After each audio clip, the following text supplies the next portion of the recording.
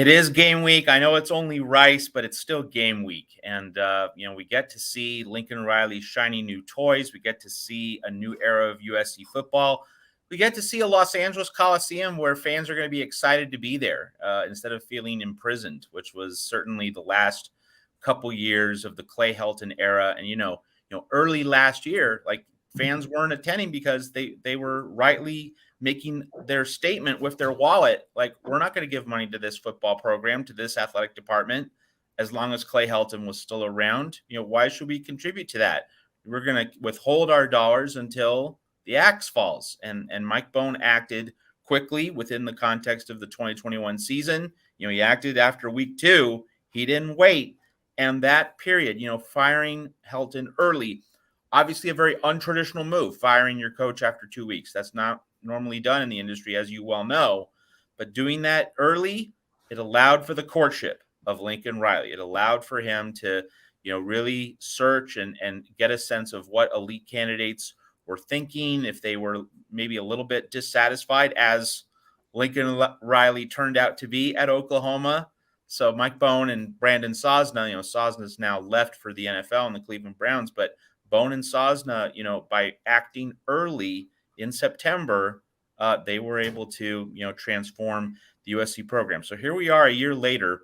We go from USC being fully irrelevant to fully relevant, or at least in a position to reclaim full relevance, the kind of relevance it had in the Pete Carroll era. So, there's all this optimism. I mean, now the Rice game, obviously we'll talk about a little more, but just to kind of set the stage, like we shouldn't overreact like either direction. If USC wins by 70, it doesn't mean that the Trojans are on their way. If they win by 20 and it's ugly as hell, we shouldn't think, oh, this season's going to be horrible. I mean, we saw week 0, all the different and abrupt shifts in those games. Like it looked like at one point that Nebraska was going to beat Northwestern by 30. They're up 14-3, up by 28-17. There were a couple times in that game where it looked, hey, Scott Frost has it all together. He figured it out. Whoopsie, just a couple plays, couple decisions. And then Vanderbilt just got out of bed the wrong way. Gives up the early touchdown, throws the ball away on 4th and 5. And you think, well, same old Vanderbilt. Well, an hour later, Commodores were rolling, and they eventually won by 53 points. So, point being, in week 1, let's not say, oh, national champions, oh, they're going to be 7-5.